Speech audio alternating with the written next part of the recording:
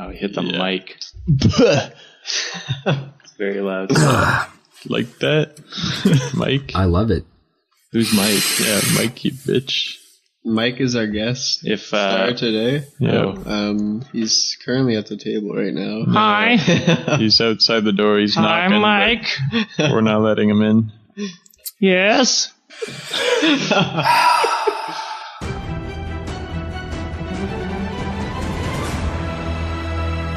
Ladies and gentlemen, welcome back to the Dicey D20. As always, Noah here, Thank DM. Joined by our players for a very special episode. This is our insight check, end of season 1, where we talk about all the cool stuff that's happened over the past season. Talk to the players, see what their thoughts are on their characters, answer some sweet questions from some fans, some listeners of ours, and give you guys all the nitty gritty, all the down and dirty, the ins and outs of Norian and the season with Fievel, Rogar, Ragnak, and Tyson, McKay. So what are we doing when we're starting this off? What are we talking about first? Character development? Yeah, pull up the sheet. No, I made I'm it the for a DM. reason. I don't have to fucking follow the rules or plan. Oh my gosh. That's not what a DM does. I don't plan I'm the anything. DM of this podcast. Okay, Mom. Gosh. Yeah, but let's talk about character development. I think that's pretty cool to start off with. We did a little section on character development in the last Insight episode. We talked about why the players chose the classes, races, and backgrounds that they did. But now I think it'd be cool to talk about what's changed and how you guys see your characters now that we have completed season 1, where they're at spiritually, emotionally. Oh, spiritually. Yeah, let's get... What about sexually? Yeah, throw it all in there. Whatever you think is important, you get that in there. So I think we should start off with Tyson McKay, fireman, planeswalker, Starting off with the best. freed slave background. Well, technically you saved the best for last, and you can see you're going first. So that's the opposite of that. Ooh. Yeah. Oh, so second best? I think by by the euphemism "best for last," we're going to say that that's probably the worst. But I mean, it doesn't really matter. You tell us how you feel about Tyson McKay. What's going on with him? You know, gained a nickname since Insight Check, I think. Fireman, yeah. So add that to Mike Tyson. Who knows what's coming up next? Okay, but deeper than the nicknames though. How you feel like your character's going? Deeper than the nicknames. I haven't prepared for this. Yeah, I said spiritually. I don't know. I think Tyson, because first half of the season I was just in chains basically, right? Yeah. There's like one episode where I was free. So, you know, he's a bit more outgoing, a bit more showing his colors now. Yeah, I don't think the people saw your, I don't want to say flamboyance, but your theatrics, your drama queen persona. What'd you call me? Well, you know, like you show up in front of this Hydra, you know, Seth's mouth, and you kind of like, you have your back to it and you like throw your arms out and you're like, I have arisen. My buddy who's like super, super Christian, love him to death. Shout out to Josh. You're a fantastic dude. Heard that, and then you said, has it been 3 days? And he just fucking laughed his ass off. Just shaking his head, and I was like, okay. I'm glad the Christian community took it well. I don't know if he represents the Christian community per se, but yeah, no, he thought it was funny. I'll take that. Yeah. So note more religion jokes. No. Okay. Got it. No, I think, but from what I can gather, I think, you know, at least listening back to it for me, and I think for other people, they do enjoy your over the topness. Not that you're over the top all the time, but you know, sometimes you're over the top. Just the muffin top. Just the muffin top. Yeah. Yeah. We got it. But no, I think Tyson took more of a, I don't want to say leadership role, because he's not a leader by any means, but he got the goggles, found out Lothian was betraying him, put together the plan to get Woody to join the group. You played a pretty crucial role. Yeah, crucial. Unintentionally, maybe. Yeah. To be fair, it's not hard to be a leader with these jokers in the game. Fair enough. Not the leader we wanted, but maybe the one that we needed.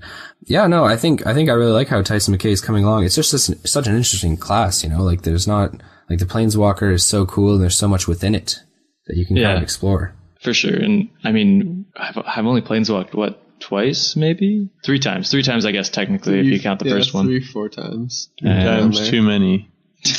Too many. Oh goodness. And we're just scraping the surface, I think, of those powers. So, well, I mean, spiritually speaking, that's got to be putting you on a different level, you know, actually tapping into your planeswalking abilities, using them usefully, not just for fun. It touches me more sexually. It gets me, Oh, wow. as Sab would say. So that's really why you feel. traveled to the nine hells, eh? You just Yes.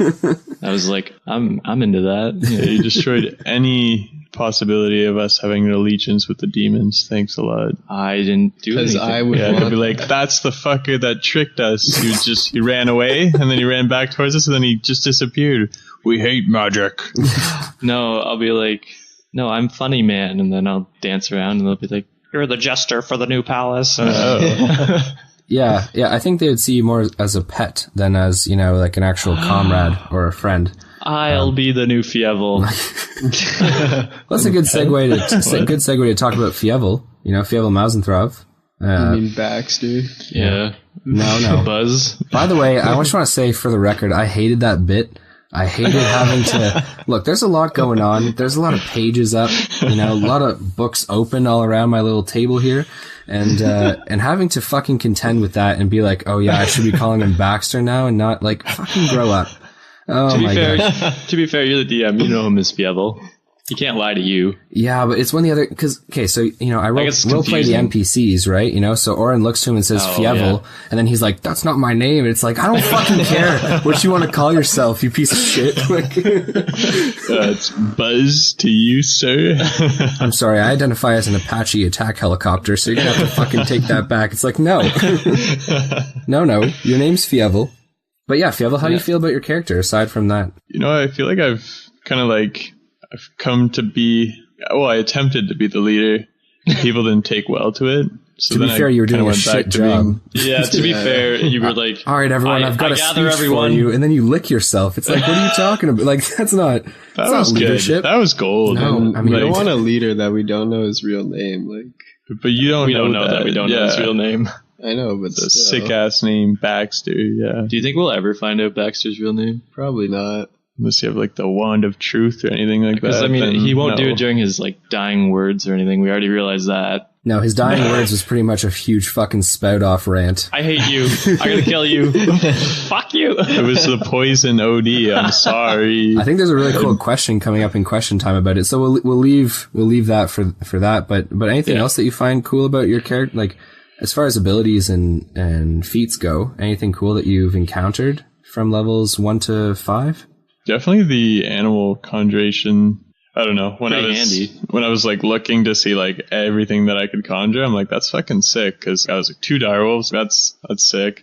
And then you could summon like whole flocks, like flock of ravens if I wanted to. Yeah. Just, I don't know. It's kind of like endless, and there's a lot of things you could do for every single scenario. So when we were fighting with, what's his name? Seth. Yeah, Seth. I don't know. He's a big opponent. So I was like, well, I need some big ass creatures. I wasn't going to summon a swarm of rats and have them run around and just have him step on them, you know? So it's very cool that you just kind of have to like strategize with that thing as well. Well, it's a really cool thing. I mean, it's always what I've said about druids, right? Druids being able to shapeshift into any animal, or beast, I should say, gives them a lot of playability, a lot of variation in what tactic they want to use, you know? Like if they want to turn into a fucking ant and crawl under a door, they can do that. But if they want to turn into, you know, an eagle or something and scout out the enemy's fortress, they can do that too. And so conjure animals kind of along that train of thought, right? Mm-hmm. Yeah, and then listeners got a taste of the Fievel triggered scale and like what happened on the season finale. That was like a 4 Holy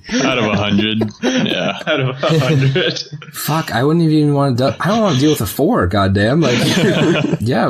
I think, so Fievel switched his name around mid-season, right? That was when he started calling himself Baxter to everyone. It's when he like met up as with soon as you guys asked for a name. Yeah, I think it was around that time though. And it's been downhill from there, I think. He's gotten crazier, more erratic, I think. Yeah, do you feel like Baxter's maybe like an alternate persona that you have that's just way more fiendish and destructive than Fievel is? Or do you think when you're Baxter... Like, is he your Mr. Jekyll? Yeah. I don't want to reveal my backstory.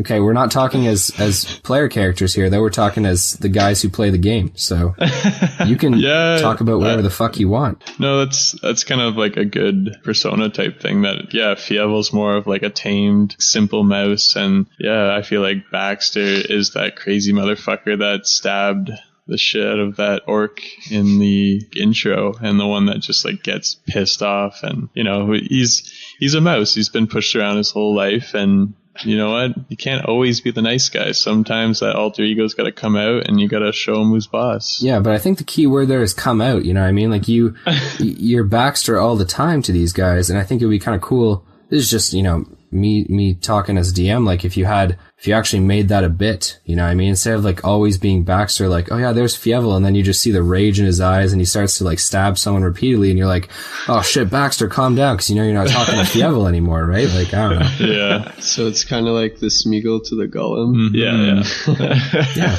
Yeah, no, I could definitely make that work. I was thinking of like when the next season started to like interact with Jack Bauer and Travis and them, and being like, oh, they think my name is Baxter, but it's actually Fievel, and then we'd all have like a big laugh about it, that type of thing. Yeah, because you're like super nice to Jack Bauer, like, and your animals, and then you're just a piece of shit to everyone else. I like Oren. Even then, you're kind of a dick to him sometimes. Yeah, you weren't super nice to him, but I mean, verging off this path of Fievel Mousentrouve, talking about someone that's not a psychopath, or maybe the opposite of that. I mean, we have our Bright Lord, Rogar&nbsp. Rogar, you're more of a stand-up citizen. I mean, how do you feel about your character moving forward? Pretty good, I found true love, I think. You think you found that, yeah? Wow. Well, at first I didn't want to go for her, and then the fans kind of... What was stopping you? I think it was Fievel / Baxter that was stopping him. Yeah, I got multiple death threats saying if I go after her, I'll on and off the pod. He woke up from his long rest with cheese smeared all over his face, and he's like, Jesus Christ. What kind of a sick prison message is that? Fievel Mousentrouve / Baxter. You know he's coming for you when he rubs cheese on you. It's like, no, it's not threatening. It's a sign that says I'm cheesed. I smell cheddar. Yeah, at first I wasn't going to go for Arda, but I guess like the fans want it to be a thing, so... You can't do what the fans want, Seb. Do what's in your heart. Yeah. You're right. I don't know, I feel like I'm the only kind of neutral good guy. Oh my god, you're the only sane one I think on the team. What? Don't refute that. You're the last person who's allowed to speak when it comes to being good. Like, I wouldn't say Tyson's insane, but he's dramatic and over the top a lot of the time. Yeah. I think you're like that in real life, because you actually get pissed off when we go on these stupid tangents. You're like, come on, guys, I just want to fucking play. Yeah. And so for abilities, how have you felt like, because you're level 5 now, right? Close, I believe. Close to level 5? How do you feel like your abilities have been from levels 1 to 4 then? At the 3rd level, I got a bunch of cool new like spells I could use with light points, but I haven't really got to try any of them out. Usually because I haven't lost my weapon or anything yet, so I can't use it, really. Right. I'll help you with that next season. Is that something that is that something that we can expect to see next season? Is you kind of using those abilities more, you think, or? Possibly, yeah. Depends. I'll just take your sword and scurry. And scurry. Yeah. It all depends on the situation, really. As far as spells go, the only cool one I have is Guiding Bolt and Healing. Which I think you tried to use last episode. Yeah, I know it didn't go well. No, you just walked past Tyson McKay and used your guiding bolt. Hey, but then I covered my body with... I think you got taken away immediately the next turn. Yeah. Yeah. So, would the Hydra attack Josh if I wasn't there? No, it was kind of, I mean, yeah, well, so we can move on from character development. We were talking about situations, and, situations in D&D is kind of relating to story. I mean, to answer your question about the Hydra, and when I say Hydra, I mean Hydra-like, in the sense that it has many heads, has a regenerative property, but Seth's mouth was a kind of interesting creature to play, and I think we are going to get to Seth at the end of our story development section here, but if you guys want to start with Seth, we can. Yeah, we could start with the end. Yeah, it's the most recent. I think when dealing with the Yuan-Ti, because that was the overarching nemesis, that was these were the antagonists of the storyline. You kind of look at Seth as the culmination of the Yuan-Ti Amu, that abomination that you met turned into an anathema. you know, that was the culmination of his effort, right? And when he said, you know, crucial for me, you know, not beneficial for you, you know, your world's going to change by doing so. His mentality or his mindset is that by bringing Seth into the world, and you kind of have to understand a little bit about Seth's background, so I guess we can talk about that, but it just means a resurgence. It means a coming back of the Yuan-ti, because Seth as a god, his life cycle kind of ebbs and flows with whether the Yuan-ti are prosperous and well, or whether they're dormant and not active. So, you know, in the age of prosperity of the Yuan-ti many millennia ago, Seth is active and like speaking with, communicating with, accepting their rituals. But then when the Yuan-ti kind of go underground and are no longer heard from, Seth falls into a slumber and goes dormant. So in awakening him, he saw the symbolism and wanted to, you know, have the Yuan-ti become powerful again. Seth's mouth was Hydra-like, but, you know, that creature's certainly more intelligent than a Hydra. It knows that as Tyson McKay's bleeding out on the ground, he's not going to do anything to stop him, right? So it's not as savage in the sense like I'm going to go eat him or like further destroy the body. He's done what he needed to do. He was onto the bigger, had bigger fish to fry like Jack Bauer. Oh yeah, he didn't fry him. He just whacked him with his heads repeatedly until he didn't move anymore. Yeah, well, that's kind of like... That's what I'm gonna... Yeah. That's gonna be Baxter's new bit. I'm just gonna headbutt people to death. Do you think Seth's mouth was headbutting people? It was biting them. With poison. With poison, yeah. Oh, I didn't forget. I know you didn't forget. I probably still have some poison in my stream, to be honest. Yeah, he wasn't bashing people, but anyways, moving on. We got a couple topics here that listeners wanted us to talk about in terms of story development. The hag, Granny Addie. Yeah. Granny Assy. I miss her. As a DM, and I think we're going to talk about this a little bit more later when we talk about what Ness has coming up for us in terms of new episode content. But as a DM, you always create characters, or at least for me, I create characters that I'm like, oh shit, I think that's really cool. And I've always loved the mentality of hags and kind of the culture of them, because they're these magic users that don't cast magic in the way that other classes do, kind of like how Tyson McKay is a little bit different with mana. The hags are like, you know, they'll heal themselves by shaking a bottle of wasps, releasing it into the air, and the wasps will like stitch up their wounds. You know what I mean? Like they don't cast a healing spell. And so Granny Addie being a grandmother hag, the most powerful of them, I mean, in a world like Norian, which is so corrupt and so devoid of civilization and, you know, construction and good, it's very easy for a hag to kind of take root like that. So I think her creation was actually super cool going through that. And then you kind of, you play to the hag character, right? Which is like, I'll help you. My help isn't going to do what you wanted it to do in the first place, and I'm also going to charge you for it, right? So, I give Tyson McKay the glasses because I tell them they're beneficial, but actually they fucking bite themselves into his eye sockets. He can't take them off without going blind, right? Like it's a gift and a curse, right? And which I think she underestimated Tyson because didn't take any damage, and he likes the goggles, so I don't think they're ever going to come off anyway. No, that's anything to do with it. Yeah, that's fine. I mean, it's cool. I mean, that's the thing is some player characters are gonna, like Ragnak, they're gonna hate her price and hate what she puts them through, and others, even though she tries to, you know, diminish them, make them feel shitty, you're just gonna walk away being like, fuck, I got new glasses. Yeah, they'll rip my eyes out, but I'm never taking them off. So joke's on you, Granny. How do you like? So it's harder for a hag to phase a chaotic or an evil character, right? Not that Tyson's chaotic or evil. He's chaotic neutral. He's not evil. But she had a really easy time phasing the Bright Lord, right? Having him do something which isn't lawful, which isn't good, and saying like, I'll only help you if you do this thing which is like abhorrent, right? Like he fucking wasn't about it at all. Yeah, it was really hard for me. Yeah, we know. Probably one of the toughest decisions. Dark time for Rogar for sure. Is that why you were crying at night when I smeared the cheese? Anyways, we're moving on to Arda, the lizard folk female. Oh, now we get to see you cry. Yeah. Arda was an interesting character to create as well. She kind of gives that empathy. She gives that reason to partake at all. Right? Nah, not for me. Okay. Okay, well, not for you, but Arda represents, you know, the lizard folk as a whole, because she's really the only one that you consistently interact with, and you can kind of see that she's good.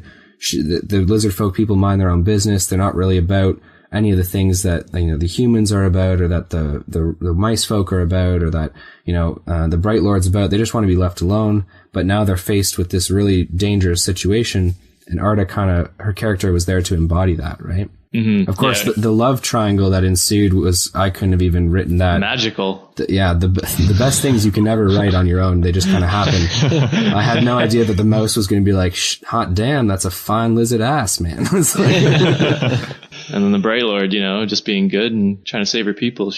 I think she liked that. She appreciated it. Yeah. It also helped that she lost her memory of you. I think that's when Baxter started going downhill, actually. I'm going to be honest. Yeah. That's when his spiral started. Yeah, it's when you lost that last connection. The lifeline to the mast of the ship was gone, and you just didn't fucking care if the ship went down anymore. Anger is how I cope, you know? I thought it was cheese. Oh, and cheese. But you can't always have cheese, so... What? You can't always have cheese? You can always have cheese, man. Yeah, especially Fievel. No one can stop you. Well, this is good to know. Watch out season 2. Fievel's gonna gain 20 pounds. That's how he'll cope with Arda in season 2. Just I can imbue jump on myself and then I'll be able to bounce. Just like Jack Bauer. Oh my god. Roll me! But yeah, moving on from Arda, kind of the antithesis, the exact polar opposite of Arda is kind of Lothian, right? Luth, I think you mean? Luth was the good guy. As always. And as always, you're always going to hate the character named Luth. This is the thing, is I think people don't get why you hate him so much. Tyson McKay, or this doesn't even come down to Tyson McKay. This is just Josh.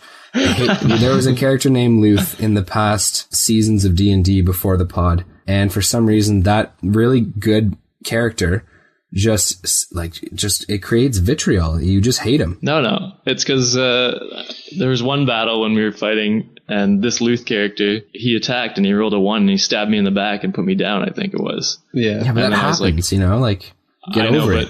I think that was my first time being backstabbed, like having another player hurt me. And I was like... As you whispered in his ear, yeah, he's like, want it deeper.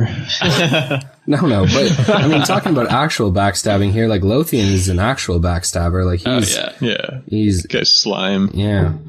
How'd you guys feel about him? Because at the beginning you didn't know, better. Right? Like you didn't know he was a bad guy until this 2 episodes before the finale. Yeah. To be fair, actually, that was it's a plot twist I didn't see coming. Yeah, same here. I was disappointed that the group didn't tell me.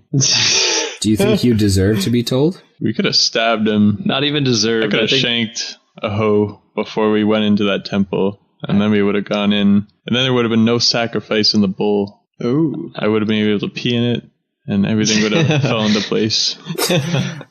I don't know if peeing in that bowl would have had the effect that you think it would have had, but moving on from Lothian. Well, wait, hang on. I think we could have handled it better, though. We definitely didn't. We could have... took him like prisoner. Well, to be fair, I assigned Woody to watch him, and then they didn't really do a good job. Yeah, he just fucked up. Well, to be fair, there was kind of that open forested area without trees leading up to the pyramid, so like the Woodwode has a hard time hiding in that. And then you guys are right at the edge of the pyramid. You know, the Woodwode's still trying to like sneak up behind because, you know, he was like, I'll be in the shadows waiting. But what you guys didn't really foresee is there's no fucking shadows around this pyramid, so the Woodwode couldn't just sneak up behind him and bonk him on the head like he would have in the forest if he had made his move there.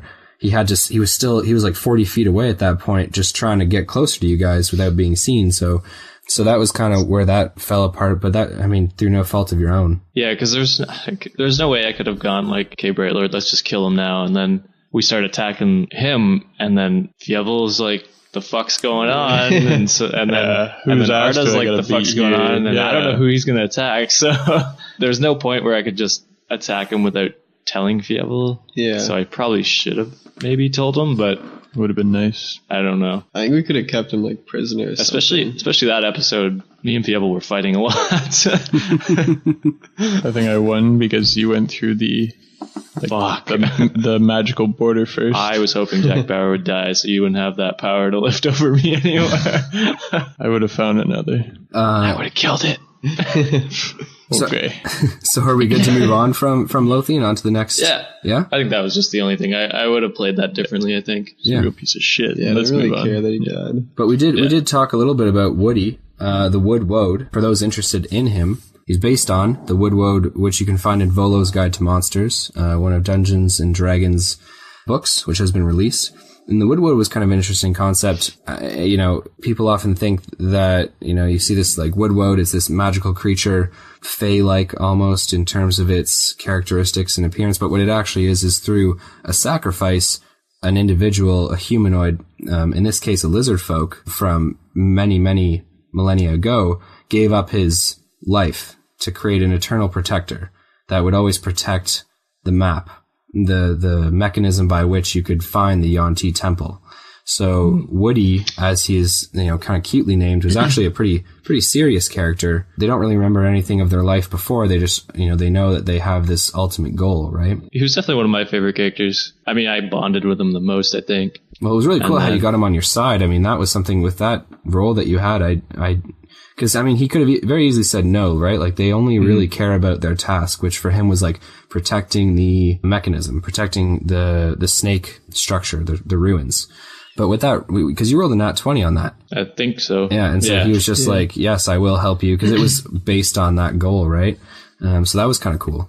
And I mean, that's where I find where I can speak any language comes in handy as well. Yeah, absolutely. And it's come in handy more than once already. I don't know. I was kind of sad when he died. I would have definitely liked him to tag along, but he's a pretty OP character. Yeah, he's pretty wildly powerful. I mean, his club strikes are pretty impressive. I think it's like 44 plus 4, plus his clubs are magical, so they do an extra D4 damage. Jeez. Something like that, and he does 3 of them. So he's doing a pretty overwhelming amount of damage. I mean, it made sense that was the end of his quest, and he'd succeeded, and it was his time was over. It was time for him to move on. Yeah, for sure. Well, that's kind of the thing, right? Is you're like, I wish he could have, joined us on more adventures. It's like, but for him, his purpose, the reason for his existence is over. So so now that the Yuan-Ti threat has been eliminated, he is no longer required. The magic kind of ends, and in his last moments, he used whatever power he had left to help out the team, right? He didn't heal me. Yeah, he had kind of bigger heals to worry about, so it wasn't a bash. It wasn't anything personal. Felt like it was. He was drawn by the romance between Fievel and Jack Bauer. We were holding hands. Noah painted a pretty good picture of what was going on there. I was just like ODing on poison, holding Jack Bauer's hand, and he's there. Did you say you were going to crawl inside him at one point? Yeah, I was going to. Yeah, no, I think if anything, he just sensed the most amount of unrest where they were, and tried to quell that. I think that's a word for it. Also, I mean, you were the loudest. I think I've never heard a character in Death scream as much as you did. So maybe he picked up on that vibe you were throwing out there. I'm not really sure, but shut this mouse up. But moving on from Woody to the pyramid, because I guess that was a question as well for story development. I had a question with that. So where did it come from? It just kind of like in the middle of the swamp, and it just seemed like out of place. I don't know. Army of Shreks built it. Oh, the Yuan-Ti are often known, and I mean, you can look up their backgrounds in both the Monster Manual and Volo's Guide. The Yuan-Ti are known for their impressive architecture. And I mean, at the base level of the whole philosophy behind them and what started them off was just that they didn't care for the sentimentality and emotion aspect of being a human, right? They thought that was holding them back in terms of science, in terms of philosophy, in terms of progress. And so architecture very much being one of those, they're known for their impressive structures. The structure stood for so long because it couldn't be seen or found, right? Yeah. I mean, you don't really see it overarching over the swamp. You don't see it in the distance, and no treasure hunter is going to be like, oh yeah, you know that temple that everyone like sees and is mysterious and is talking about? We should go there, because like, fuck, no one can see it. And the swamps are generally speaking a pretty inhospitable place. No one really wants to go there. So I don't blame them. It was a long unused temple from a long time ago. The thing is that Amu and his followers weren't actually from there. They had originated somewhere else. We'll leave that to the imagination of the players and the listeners. And they use that because it held a pretty strategic advantage. I mean, it's out of the way. No one's really there. They also close to Ryberry. Yeah, they have a week's ride to Ryberry. Not really hard to get there. They also have the lizard folk, the bullywugs, hobgoblins nearby. They have everyone they need for slaves and for ritual sacrifice, right? So it held a really good place for them. So that's kind of why the pyramid was where it was, at least why they used that as their primary hideout. In terms of the construction and the layout of it, that's loosely based on Volo's Guide as well, because the pyramid temple structures are something that's pretty common in Yuan-Ti society. So I thought I would go more on the books for that one than off it. The collapsing scene was really fun. That was somewhat interesting. I think that when I wrote it, I thought to myself, like, oh yeah, like a chase scene, but not with something chasing them, just like a time limit, like something that's collapsing, like getting it, and like the whole Indiana Jones aspect. Listen, y'all, I'm an archaeologist, okay? That's what I went to school for. So he's probably mentioned it 8 times now on the pod. Indiana Jones is my fucking Bible, all right? And those movies are the scripture. And I don't know, when I had a chance to write something like that, and then have you guys like running out of this scene, like very, very Dr. Jones, that was fucking my bit, man. I was so happy about that. Like, yeah, it was exciting for me. It was terrifying for me because I could have easily died. Yeah, one more structure collapse over top of you and you would have died on that turn when you planeswalked. That was a good move. Thank you. Yeah, I mean, without the dire wolves, I probably would have fallen behind quite fast. I think we saw a bit of Fievel's humanity come back when he sent those wolves to get Arda. Yeah. She didn't even say thanks. She didn't even pet my dire wolf. Doesn't know who you are. Oh, it's not even me. She didn't thank the wolf. Oh, she just hopped aboard and said thanks. I mean, there's other stuff going on, I think. Yeah, there's a bigger picture, but I mean, to be fair, Fievel, like, you can pretty much say the same thing about any situation, any character, right? Like, oh, if Tyson didn't have his magic abilities, he wouldn't have gotten out of the pyramid, or, oh, if, Rogar hadn't rolled a 20, he wouldn't have, had such success getting out so quickly, right? But that being said, like, there's always going to be situations where certain characteristics, certain feats lend themselves well to the situation, right? Not every character is going to be super awesome at stealthily climbing into the mayor's house and slitting his throat at night while the guards are outside, right? But Rogar is the best at it. And the best at killing people, yeah. Yeah, no, he's a baby killer. A baby kill? Oh, yeah, gosh. Don't mention it. Two babies. I know. Oh, one wasn't enough. He's like, yeah, I'll just take both. You know what? I had no choice. 2 for 1 deal, please. And you lied to the mom's face. Yeah. No, I didn't. Yeah, you did. Should take She's care of them. the one that died on me too early. We'll talk about the possibilities with Rogar, Ragnak, and the twins and Granny Addie later on, I think, because that actually comes up in one of the topics. But we have some awesome questions from our listeners, friends, and those of you guys who were kind enough to put some questions to us for this special episode after season 1. So we can start off with that if you guys are down. I think we've kind of covered character and storyline. Mm-hmm, yeah. Sure. There's no real order. No, it's ordered best to worst. No, I'm just kidding. Okay. Ouch. No, how bad you did. Just and Luke's last? Luke's last, yeah. That's great. He's going to hate that. All right, so from @DTracyMartin, she wants to know, how long did it take you to come up with your campaign? And I added in, what is your process, Noah? Great question. How long did it take for me to come up with it? That's actually a really hard question to answer because 2 years ago, I wrote this campaign and then we recorded, I think, 4 episodes of it. And then we didn't touch it for 2 years and I lost all the shit on it. And, and then I wrote it again and it probably took me and this is kind of the thing that is more so related to the DM podcast. And I think we'll talk about it then, but, the way that I write, I don't write a story from start to finish, I think, as much as I write it segment by segment. And while the story definitely, I have an idea of how it's going to end under ideal circumstances, what you kind of have to realize is players are never going to play the way that you always want them to. What are you talking about? We play by the book. There's nothing by the book about this campaign. But, and so what you have to kind of do is you have to think about all the possibilities. I would say that I typically write a start, middle, and end, but in between there, there's a lot of leeway, and it really depends on which NPCs the characters gravitate to. So to answer your question, it took me, I would say, about 2 weeks to flesh it out and write it, and then you kind of have to think periodically as episodes go by, as sessions go by. I'm writing more and more and filling in, more and more based on where they go.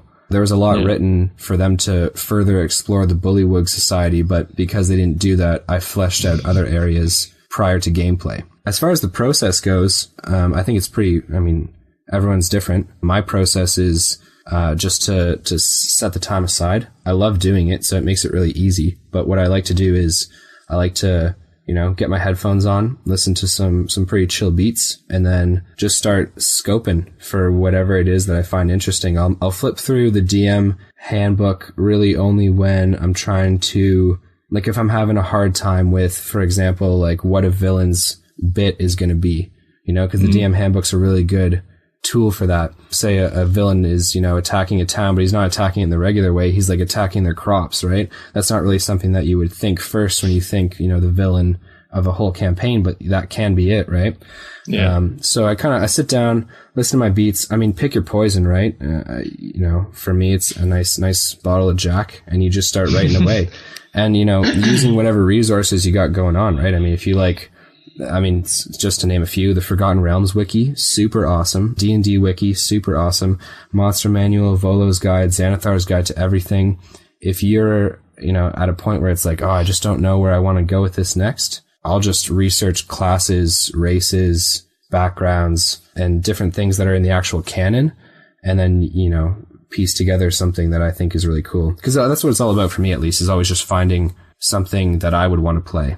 Creating something that I would think would be cool. Good answer. Yeah, thanks. So that was off the top, by the way. 2.5 years. It takes him 2.5 years to write it. 2.5 years, yeah. That was okay. I don't want to keep talking as much, but that being said, that was probably the hardest thing about this campaign was that I think as a DM, you evolve over time. The more you play and the more campaigns you do. And I think I'm a way better DM now than I was 2 years ago.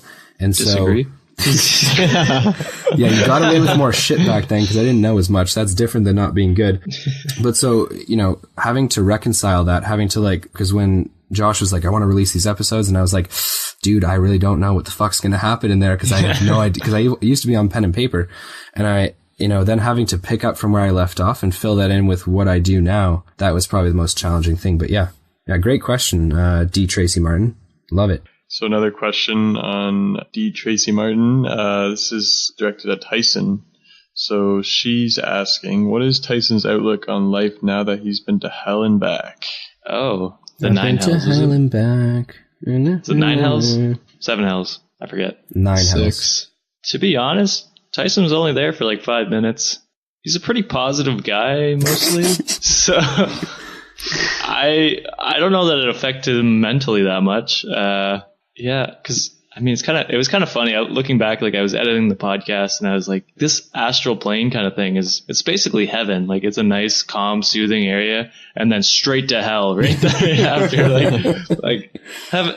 So Tyson basically went from heaven to hell. There's a lot of religious overtones in this podcast. I didn't realize, but aside from the obvious ones that I made, but I wouldn't say religious over so much as, it's all about the environment and the context. The astral plane isn't heaven so much as it is an absence of anything at all, really. It's just, you're adrift. Like it's just, if anything, it's more like limbo than heaven, I would say. But yeah, it was definitely a huge shift from like super easygoing to super hardcore almost instantaneously. Yeah, when you said I get in it, I was like, really? Fuck. Can't you just look at it and admire how pretty it is and then go back? But no, you want to do it. You don't know Tyson at all. Yeah. So yeah, I think it was funny because when I was in the astral plane, I was like, I could stay here for a while. Like they can finish the boss fight and I'll come back. And then fuck, I gotta get out of here. I'm gonna die. I can see Tyson returning back to hell. It'd be funny. Well, I think it's definitely giving you a little bit more competence, maybe a little bit more confidence in your planeswalking ability. Well, you're starting to explore that more. Yeah, that's why, it's new for me, but if I was to step into character right now, like, Tyson's not really sure of that power. Like, and now, actually, this kind of ties into the question. I think now that he can see where the extremes are, I think it probably scares him a bit more. Like, oh, really? Like he's like, I could go to the heaven or I could go to hell. Like, there is telling where to go, but I think I'm going to continue to play with the randomness for a little bit because it's fun. I like to play the randomness, and Tyson's kind of a random guy. So yeah, I think that might answer your question. I don't know. Cool. I hope so. No, sorry, Sab. Here's another question from Ben on our Facebook page. Where did you go to get all your homebrew classes, races, and etc.? I guess that's more you, Noah. Yeah. Well, I mean, you guys, the D&D wiki, so many cool players and DMs have put up their stuff there. It's kind of cross-checked, if that's the word that you want to use, and critiqued, and people reference it. The subreddits, D&D, are awesome just because, there's a community that's pretty active there. Monster a Day is really cool and stuff like that. So people, post their really cool ideas with their art and their stats. And then people are like, whoa, I think that's a little bit too crazy. Or, hey man, you got to beef that up a little bit if you're going to be going for this vibe. So yeah, to answer that is D&D Wiki for sure. I think that's where we got most of ours. I think Planeswalker was actually a Tumblr post that we got it from. But it all stems from the subreddit. It all stems from Reddit. Yeah. But no, don't forget about our Pinterest. Like a lot of people see that app on my phone. They're like, man, why do you have Pinterest? Pinterest is for girls. I'm like, shut up. It's 2018. Like, Jesus Christ. This was yesterday. But like, it's so cool. Like me and Noah, we share a like Pinterest thing, and we save all these things that are like D&D related. And there's some like really cool shit, especially if you're looking to do like a Halloween special or a Christmas special or like Easter special. There's just like a ravaged fucking Santa. And then it has all the stats and everything. It's perfect. It's fucking ready to go. Yeah, no, exactly. Like, I mean, there's no zombie dragon in any of D&D's handbooks that they've released, but my guys are going into an ancient dwarven temple to a dragon graveyard tonight when we play. And so watch out. Yeah, too bad this won't be released by then. They're gonna have they're gonna think it's funny though. But yeah, so I mean, that's an awesome resource as well. I mean, we have some we have a lot of really cool stuff on there actually. That's where I go for whenever I'm in a bind and I'm like, I need something quick within 30 seconds. I can always find it on there. Yeah, so a couple good questions. Thanks, Ben. I'll ask one here. This is from @puddle_88. Says Fievel. This question, I relate to it on a fucking. It's a comment, I think. I relate to it on a level. Fievel dealing with Jack Bauer's death and his own is killing me, and I fucking agree. @puddle_88. It's fucking killing me too, man. I think he meant killing him as in it was killing him like. Ha ha, this is funny. Oh. Then we're on different pages, Puddle. It's legitimately killing me. I'm with you. You heard me. What's funny about that is that a lot of people listen to it and they're like, man, is that like scripted? No. I'm like, all the shit we say is just, it's improv. You ever watch Whose Line Is It Anyway? Yeah, we're better. Yeah. I can't fucking let that comment stand. That show is fucking gold. I'm sorry to anyone out there for Tyson's comment. That was fucking uncalled for. I'm not Tyson right now. This Josh's is just my comment. This is my personality. I'm sorry, everyone. Yeah, so people are just like, yeah, is it scripted and stuff? No, it's not. We pull shit out of our ass and talk, and that's just what happens. And literally, I mean, yeah. To be fair, your death scene was pretty. It was high emotional situation, man. It was very tense. It was. Later on, @LuckyLuke asked, "Why is Justin having such a hard time going down?" I told him it's because I'm a whole 2 feet like off the ground, so that fall was just huge for me. I hope that answers your question. Don't ask me stupid questions. Quit avoiding the question.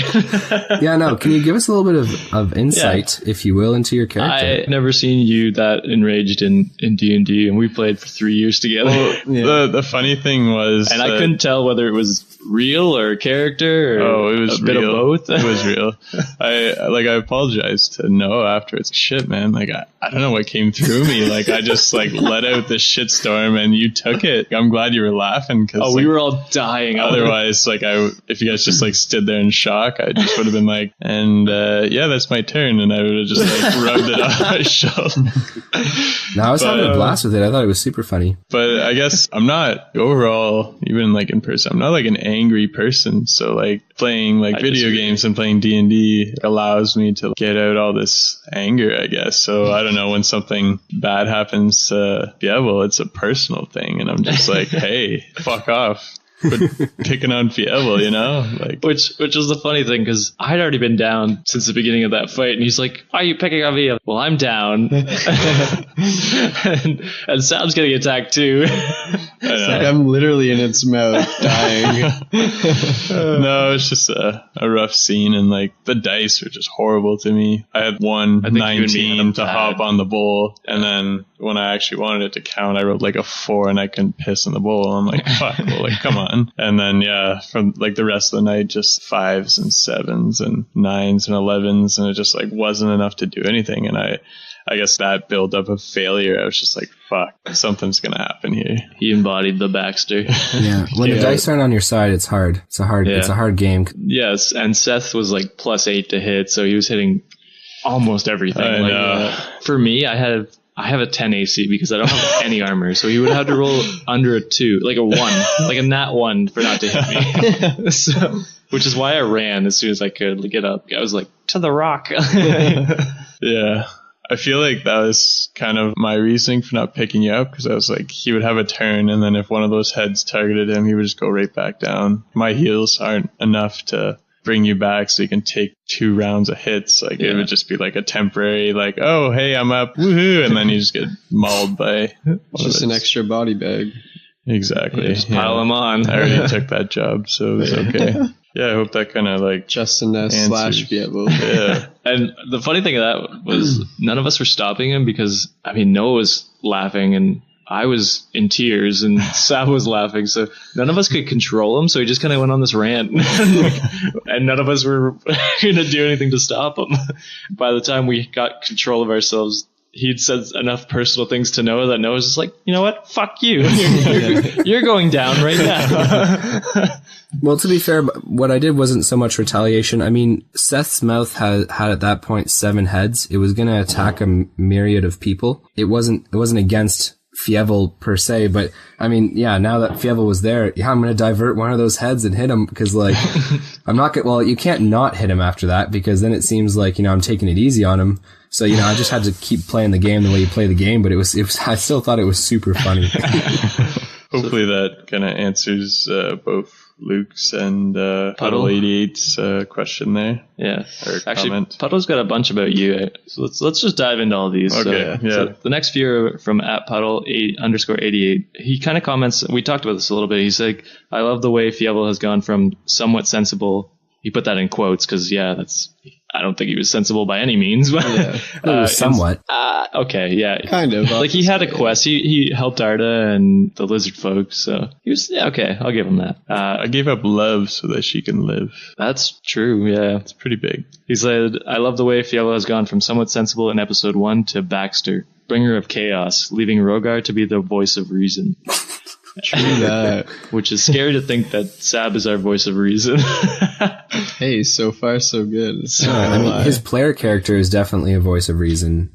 Sab as a human being, I wouldn't say is the most reason-oriented guy I've met, but I mean, he's playing the character really well. He's the one that says Ocho to every time he comes out. So we kind of talked about that, and then I think there was that time when after the whole freak out, out episode, as we'll call it from now on. We were at like, do you guys want Justin to make a new character or to stay with Fievel? And @Puddle88 says 100% Fievel has to stay. Who else is going to PvP with Fireman? I don't know if it's a good thing that we fight a lot. It's funny, but it's definitely not helping the team.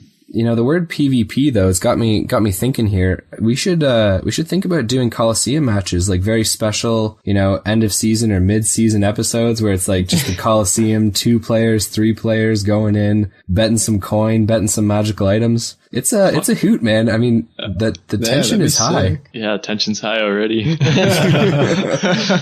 Well, hopefully they're a little lower now that season 1 is done. But yeah, I mean, I like Fievel. I think he has to stay. I think so too. I mean, unless one of us die, I think, or has some other more pressing task to go take care of in the world, I think we're all gonna kind of stay together. I mean, we almost died together, so we might as well stay together, right? You're kind of the only family you guys have. Actually, I just joined the Knights of the New Moon, so... Well, literally, it's a conditional offer. Yeah, he said we have a lot to talk about. He didn't say you were in. He didn't bring out the fucking paddle and start spanking you. What if Tyson Welcome gets to in the before Brotherhood. you? Yeah, I'd be like, so where are you from? Oh, Northridge. Oh, yeah. Time to start hazing. Let's go, Alpha Centauri. Or be like a 300 thing. Show me how you lift your shield, and it won't be high enough. And he's like, I'm sorry, bud. Oh gosh, that character in that movie. Here's a really good question, because Josh and I were just talking about this, because I'm literally never up to date with how things are going on the other side, aside from being a DM. But what is the website where you sell your merch? Says Ask Dave from our Facebook page. So thanks, Dave, for bringing that up, because literally I had no idea before today either. So, and, actually, I think when Dave asked too, we were still on the old site where we were selling from, so we were on TeePublic, and I mean, not to reveal too much of the behind the scenes, but we couldn't set our own prices there, I guess. So with Teespring, we can set our own prices. So we can set them a lot lower than they were and make more than we did. If you go to teespring.com/stores/Dicey D20 store, I'll put the link in the description and then on our website as well. You can go there. They've got the Fievel shirts up, which are super cool. The Fievel Provoke shirts. The Fievel Provoke shirts are sick. I think lower prices will be awesome for everyone because, I mean, yeah, I've got friends who are like, I want a Fievel shirt. And I was like, dude, just wait for the new site. Yeah. Yeah, exactly. So we got the Fievel and then the Dicey D20 logo. And actually, I've got someone working on a Tyson shirt that may come out within February, probably, I'd predict. So look out for that. And just as a bonus for everyone listening to the Insight Check podcast right now, for 1 week after this is released, we'll have a promo code INSIGHT. So if you type INSIGHT into the promo code, you get $3 off. That's crazy. Wow. Lower prices already and $3 off. Man, get me some shirts. God damn it, Noah. Just saying, well, I ordered the Fievel Provoked, but like in like a gym tee. So like I'm just gonna get, start working out, and people like Sab, you just bought like a Spider-Man one. You say like people comment a lot, and like it's pretty I have some like Star Wars ones, and the odd guy will be like, yeah, nice shirt, bro, and I'm like, okay, go back to juice and bud, fuck off. Oh gosh, do we really want to understand when they look at his shirt? They'll be like, oh, he's Jesus, provoked. Yeah. Leave him alone. So yeah, thanks for the question, Dave. We'll link the store somewhere, definitely on our page, and then in the bio probably as well. The TeePublic store is still up, so you can still buy them there if you want to, but they're more expensive. So I'd recommend rough. Yeah, just wait it out. It'll be worth it. Oh, so here's an interesting question. How many characters actually know Baxter's name? This is from Sam from our Facebook page. Well, Sam, I believe no one knows Baxter's name. I haven't even like mentioned it, Jack Bauer, or anything like that. Like I'm not like, hey, this is my name. This is what you can refer me as. Maybe he caught on. Talk, right? Well, he caught on when Arda knew my name and we were like fighting the Shambling Mounds. I'm sure it's I doubt it's stored in his memory bank. He probably just like got rid of that immediately. He's like, oh, giant bugs, yeah, and then things escaped his mind. But like characters, well, Arda knew. Right? She did know. But now she no longer knows, so I mean, we're back to zero again. Yeah, back to zero. So the plan is to keep it that way, but who knows? Are you just killing off Fievel and bringing Baxter in? Maybe. I mean, it doesn't, you know what? For all it's worth, it doesn't really matter if we don't know his real name, right? Yeah, if anything, we're going to be more mad that you lied to us. Yeah, if you tell us the truth. Not that your character would know that, but... Just kidding, guys. My name's Fievel. I'll say my middle name is Baxter. What if we go to Ryberry and they're like, oh, is that Fievel the killer? Is that the murderer? I'll just be like, I want to know more about this Fievel guy. They'll be like, no, I think it's you. What? I thought that was a funny question, so I added in. Also, Sam has another question for Sab. He asks, has Sab ever considered voice acting? You know what? In the past couple of years, it's come to my intentions. Listen, I could see you on the Emoji Movie, man. Yeah. You could be like... Just wait, no, is he being sarcastic or is he being serious? I think Sab's voice is great. Thanks. Why'd you laugh after that? So Sam also wants me to ask Noah some really personal questions. Some really personal questions? Who the fuck is this? Noah, gotta ask, Pepsi or Coke? That's not a personal question, and everyone knows the answer. I don't want to answer that. Ask me something fucking real. I say Coca-Cola. Okay, the question wasn't for you, and your question was the last question. So. Wait, he just wants. Oh, I see that in. He just wants you to ask me some really personal questions. Yeah. I don't know. Do it. Ask me something. Ask me anything. What's your greatest fear? My greatest fear. Is it this podcast failing? I'm not a fan of spiders, but they're usually pretty small. I don't live in a place where spiders are big, so not the one I don't really know you. if I'd say that's like a rational fear. I don't know. I feel like that's probably it. Just spiders. Who took your virginity? I don't know if I want to say it. I mean, that's personal. That's good. It was my first girlfriend. I was a late bloomer, but I don't want to really talk about it too much. We went from within my realm of okay to like, I don't know about that. I mean, there's no chance she'd ever hear this because she's not into this kind of thing. But, and that's why the whole thing fell apart, was just differences of opinion, and that's okay because that happens. And it was a mutual breakup too. Okay. So for anyone who says that I was the one who broke up, it's fucking bullshit. Next question. Okay, Sam, I hope that was personal enough for you. It better be. I'm fucking in tears right now. So here's a question that I added in afterwards. So Greg from our Facebook page asks, back in episode 1, that hobgoblin named Greg, is he good on the inside? He asks. I think I literally just watched a YouTube video about this today. It was like, it's this guy who does commentary on Lord of the Rings stuff, and it's like, can orcs ever be good? I mean, yeah, because like they're, I don't know, like the point that guy made, which is pretty cool. I don't know why I'm talking about it so much, but like that is that there are elves that are bad, right? Even though elves are typically speaking good. So like, was Greg good? No, but could a hobgoblin be good? Sure. Greg was a piece of shit. The guy was running with a slave group. The guy literally just like rips people from their homes, kills their loved ones, and then sells them for coin. No, Greg's a scumbag Steve. You heard it here first, folks. Yeah, I hate the guy. So we're gonna go with no. He wasn't good, Greg. I'm sorry. No, don't be sorry. It's just his nature. You can't help it. Yeah. He also asked me why I named him Greg, and as most of the nicknames in this pod, nothing makes sense. We just say stuff, and I think that was one of those times. Because we miss you, Greg. And involving you in this pod is just helping us, keep a little piece of you, even though you're so far away. Well, he's fucking dead. No, he's not far away. The bullywugs killed the hobgoblins. Oh no, I was talking like real Greg. The Greg from our Facebook page. I thought you were talking about like, just knowing that hobgoblin's out there somewhere doing his thing. It's like, that hobgoblin's No, that's why I thought it was funny, because Greg was asking if Greg was good. Good. I get the bit now. So moving on to our last few questions and kind of our next segment. Is there a potential to be a mini-series about the 9 realms of hell and Tyson, or Rogar and the Twin Hags, or any other kind of mini-series? And for sure there is, yeah, absolutely. Been talking about this behind the scenes, but we're starting a Patreon for Dicey D20 up. We're going to do it actually on the pod right now, so I can start that right now, actually. Oh, we're doing it mid-pod? Yeah, I thought that'd be super fun. That's so cool. We're going to launch it there. We're launched? Is the launch live? And congratulations. Woo! So, with our Patreon, and you guys don't have to donate, but if you can, that'd be super appreciated.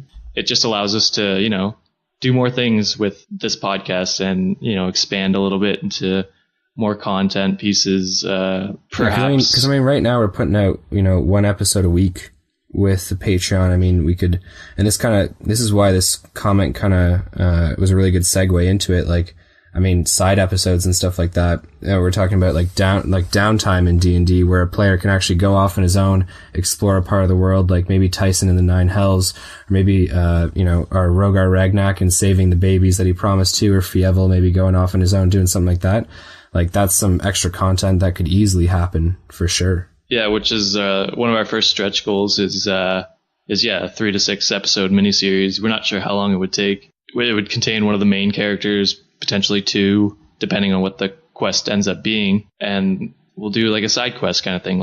So Tyson in the 9 realms of hell, whatever, Fievel pawning cheese off to orphans, whatever it happens to be.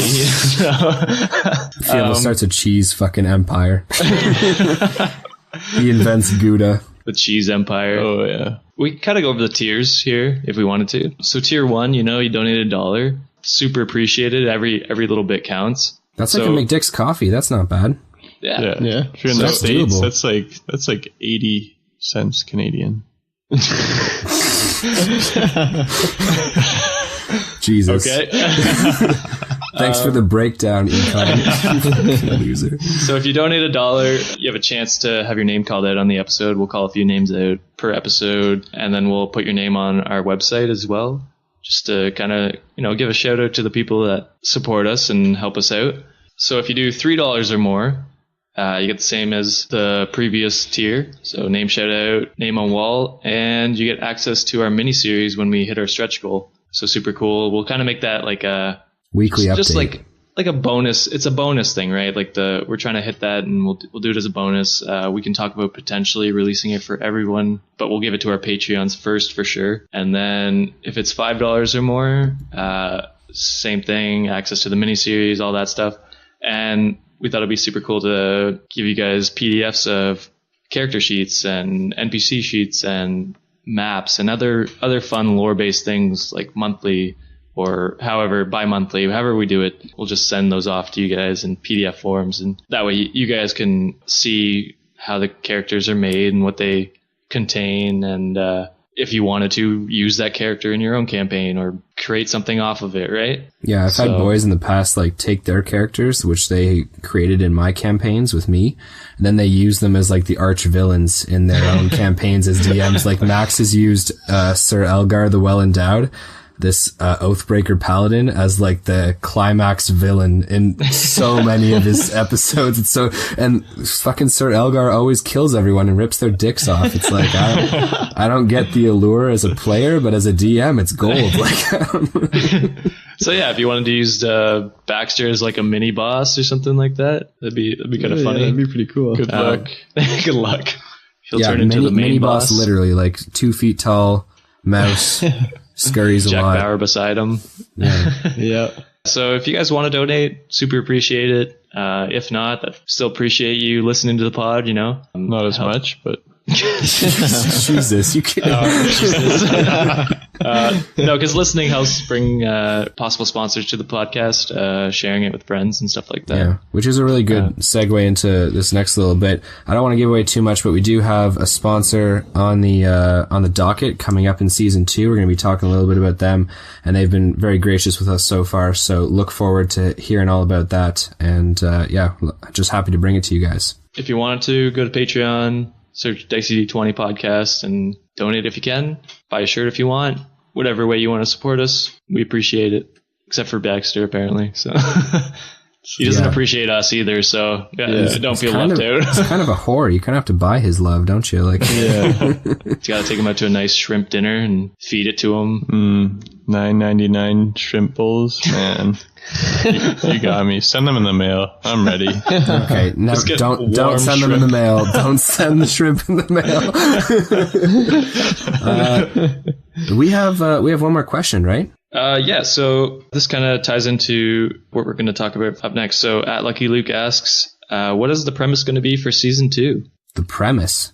The premise. Can we get a tease? He wants me to give away the horses and the barn. God damn. Yeah, so tell us everything that's going to happen so we can plan for it and strategize. Yeah, why don't I just do that? I'll give you map layouts for all the dungeons. I'll give you character sheets. I'll give you actual play-by-play conversation starters for every single person to get exactly what you want. Look, I'm not going to give away too many specifics, but season 2 is in the midst of being written. I think it's a really interesting season coming up for you guys. I think it's going to be really fun for the players to go through it, which by extension is going to be fun for all of us to listen to it, have a good time with it. I don't know if I want to give away anything else. I think I want it all to be a fucking surprise. I think it's going to be super fun.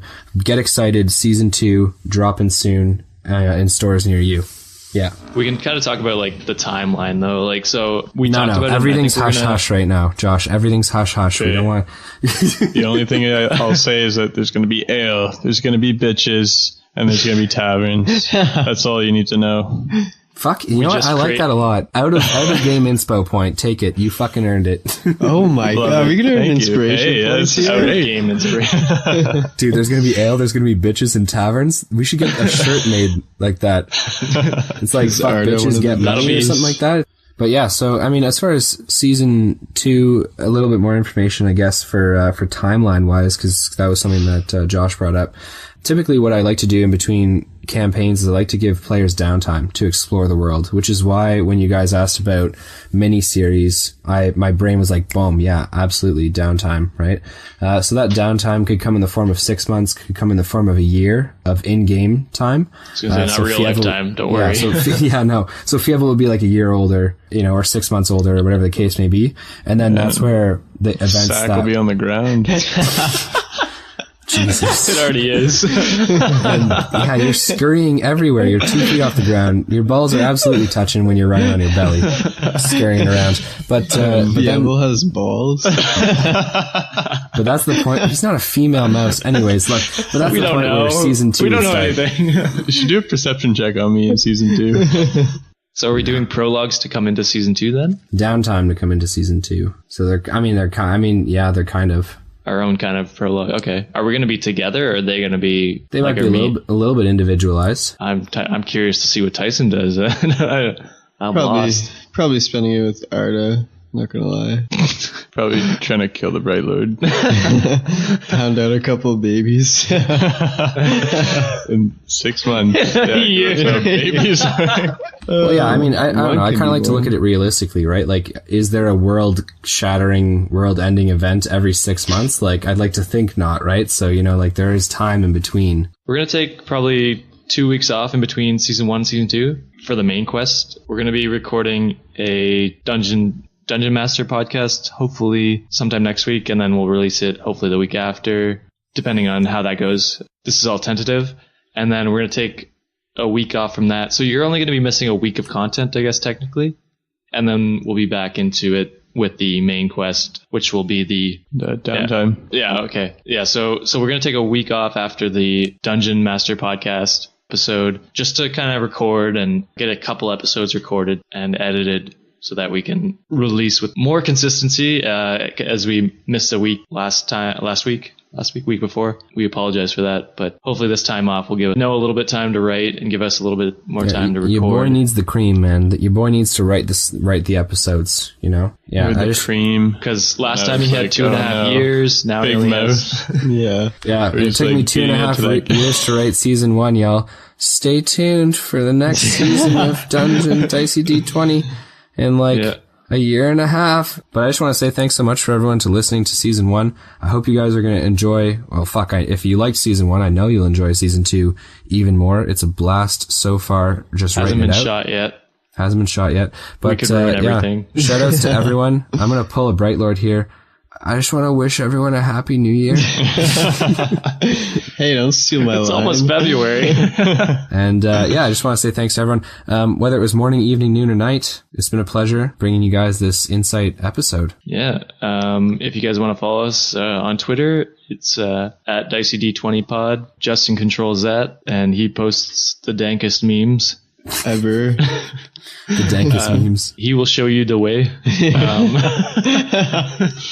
And our Facebook page at Dicey D20 is Dicey D20 Podcast as well, I think. Yeah. So if you want to follow us there, we post the latest episodes, memes, sometimes give you a little bit of insight on what's happening behind the scenes, stuff like that. Well, we'll link the Patreon and Teespring too as well, right?